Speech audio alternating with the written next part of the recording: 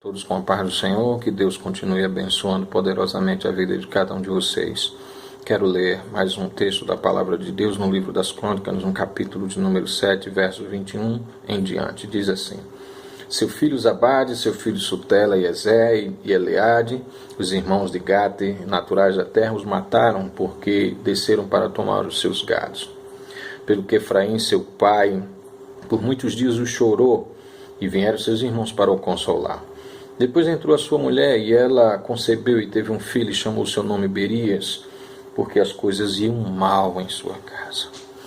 Amados, quando nós lemos a Bíblia Sagrada no livro do Gênesis, no capítulo de número 40, aliás, a partir do capítulo 37, a gente vê a história ali de José, um jovem que foi obediente a seu pai, um jovem que tinha um histórico glorioso diante da sua família, com exceção, é claro, dos seus irmãos que o invejavam e o odiavam, justamente porque o seu pai Jacó o amava mais do que a todos.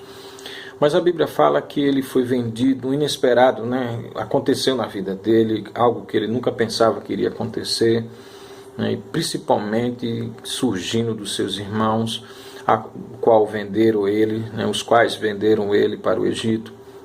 E ali ele se tornou escravo de Potifar durante alguns anos, e depois foi preso porque foi caluniado, difamado pela esposa de Potifar, que inventou uma injúria sobre ele, dizendo que ele havia tentado estuprá-la. E no final das contas ele foi parar justamente na cadeia. E justamente ali, após a interpretação de um sonho de Faraó, ele saiu dali para ser governador do Egito.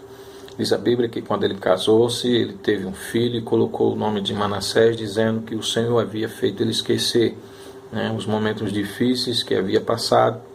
E quando teve o seu segundo filho, colocou de Efraim, dizendo que Deus havia feito ele crescer na terra da aflição. Com certeza essa história ele passou para os seus filhos, Manassés e Efraim, que cresceram ouvindo essas histórias de seu pai José.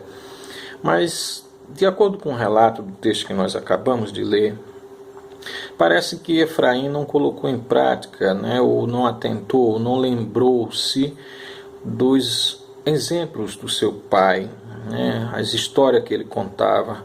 Enfim, diz a Bíblia que ele teve 2 filhos, e os 2 filhos deles foram justamente assassinados.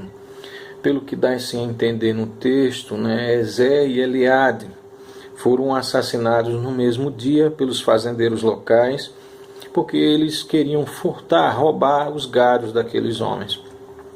E o texto fala que Efraim, seu pai, no versículo 22, por muitos dias o chorou, por muitos dias ficou deprimido, angustiado, ao ponto que seus irmãos vieram consolá-lo, mas parece que ele não teve uma oportunidade ímpar, maravilhosa, de ser consolado diretamente por Deus, porque diz no versículo 23 que ele teve um novo filho com a sua esposa. Mas infelizmente parece que ele quis perpetuar, alongar, esticar ainda mais a sua dor, e colocou o nome de Berias no menino, e explica a situação, que o nome dele havia sido colocado dessa forma, porque as coisas iam mal em sua casa. Quando o inesperado acontece em nossas vidas, amados, nós temos que tomar decisões corretas para que não venhamos entrar por caminhos errados, como foi o caso de Efraim.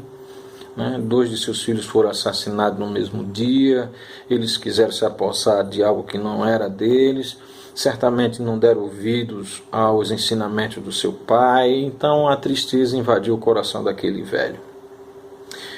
E aqui acontece algo que não deveria acontecer nas nossas vidas, que é quando a gente se lembra do que não é para se lembrar e se esquece do que não é para se esquecer.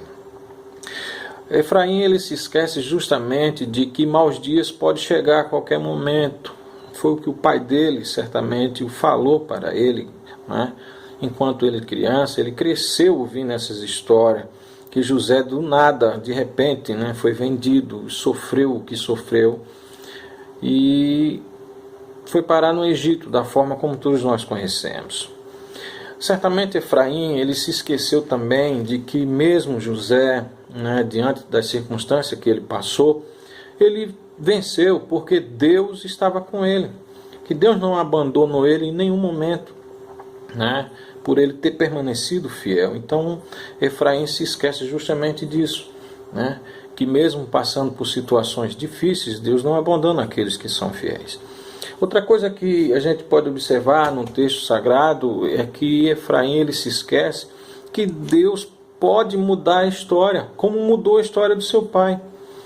Mas ao invés dele se lembrar de todos esses exemplos, ele lembrava-se apenas da triste situação que havia cometido em sua vida, que foi a perda dos seus 2 filhos.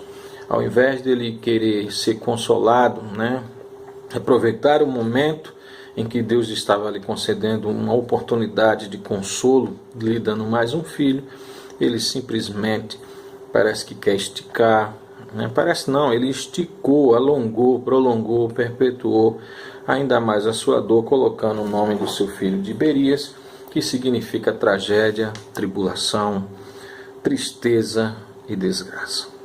Imagina chamar o filho dessa forma, né? E só ia fazer ele se entristecer ainda mais, se lembrar do que havia acontecido. Ele coloca uma marca, né, horrorosa, negativa sobre a criança, que o coitado não tinha culpa nenhuma. Mas o que a gente vê aqui é que ele não soube aproveitar um recomeço, né, de sua vida de forma a lhe consolar, né, a qual Deus estava lhe concedendo naquele momento, mas ele terminou entrando por um caminho completamente diferente.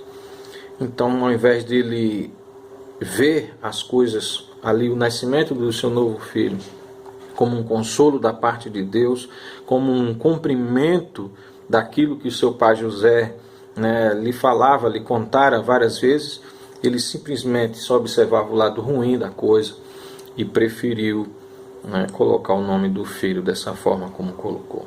Ficou preso ao passado, ficou preso ao que perdeu, ficou preso ao fracasso que ele havia, né, recebido num momento de sua vida, a qual falei no início, que o inesperado pode acontecer na vida de qualquer um.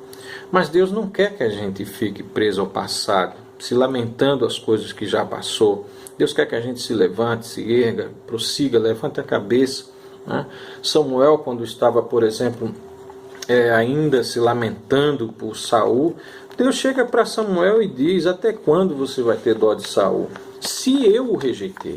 Então veja que Deus ele não se agrada desse tipo de coisa, né? Desse tipo de pensamento, de ficarmos presos ao passado, a algo que não vai voltar mais. Então Deus ele não quer isso nas nossas vidas.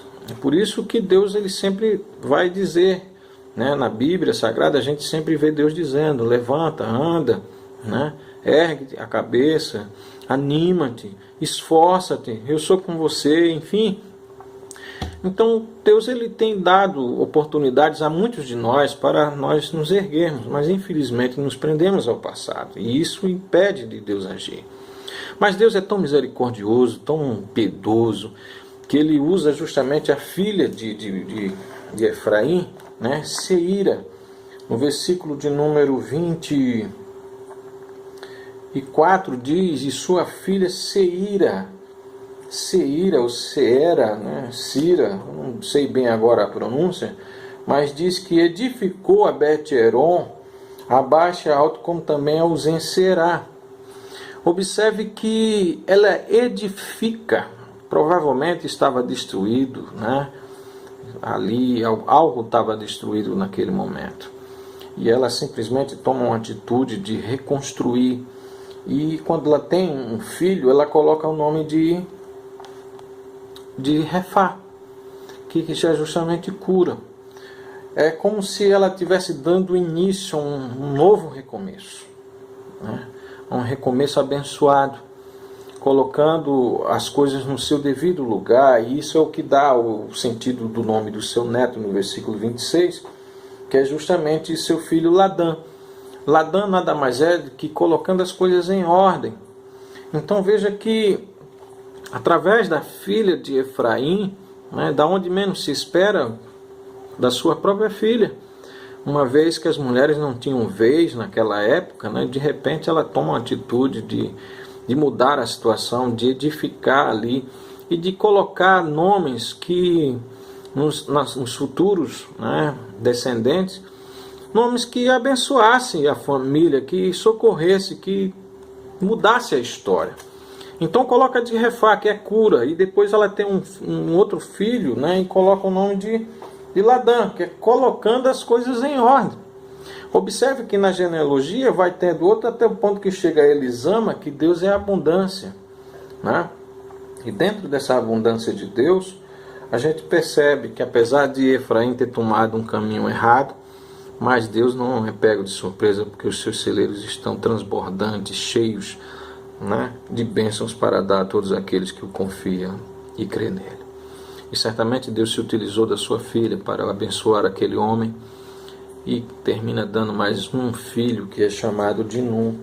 Versículo 26 diz que Ladã teve a Miúde, Miúde a Lisama, Lisama teve um filho que chamou Num, e Num teve um filho chamado Josué, que nada mais é do que o nosso querido Josué, que conquistou a terra de Canaã, né, após a morte de Moisés. E Josué nada mais é, o sentido do seu nome, o significado do seu nome, do que Deus é salvação. Observe que nessa família aconteceu uma tragédia, mas terminou com salvação. O pai colocou o nome de Berias, que quer dizer desgraça, mas alguém tomou atitude ali, se ergueu, buscou no Senhor, né, o socorro, e terminou com Josué, descendência, que Deus é salvação. É como Paulo diz lá em Filipenses 13, 14, né, quando ele diz, deixando para trás, né, o que deixar, prossigo para o alvo, deixando para trás o que fica, né, porque eu prossigo para o alvo da soberana salvação, que é Cristo. Então que Deus abençoe você, que Deus te ilumine, que Deus te ajude, e que o nome do Senhor Jesus seja glorificado em tua vida. Não se prenda ao passado, o que passou, passou, não volta mais. Aproveite as oportunidades que Deus está te dando, seja abençoado em nome do Senhor Jesus, e olhe para frente, confiando que Deus ele vai mudar a sua história, assim como mudou a vida de muitos que confiaram nele.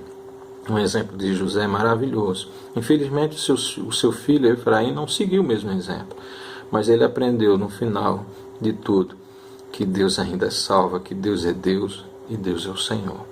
Que Deus te abençoe, que Deus te ajude e que você reflita nessa palavra. Não se prenda ao passado, mas prossiga para o alvo, que é Cristo, e Ele tem salvação para você e para a sua casa. Amém? Que Deus te abençoe em nome de Jesus.